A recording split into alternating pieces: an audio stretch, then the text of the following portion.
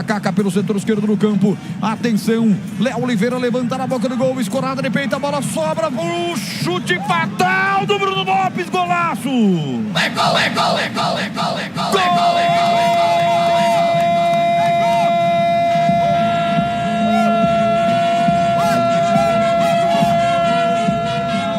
gol! Da Ponte! Bruno Lopes! Que golaço! Que golaço! Camisa 77, ele não perdoa, ele marca. Um golaço no Almeidão. O Lucas Cândido levanta a bola na grande área. O Léo Oliveira escora para quem vem de trás. O Bruno Lopes pega um sem pulo.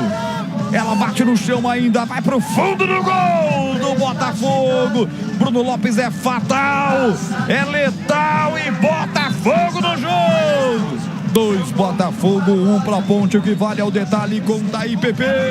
Jogada da Macaca que começou pelo lado esquerdo com o garoto Miguel. Camisa 8 da Macaca criou a jogada, alçou a bola à área e Bruno Lopes, depois do bate-rebate, mandou para o fundo das redes para diminuir para a Macaca. E nesse momento a Ponte Preta tem falta pelo lado direito e o quarto árbitro assinalou 6 minutos de acréscimo. Ainda dá tempo da Macaca empatar a partida. Vamos a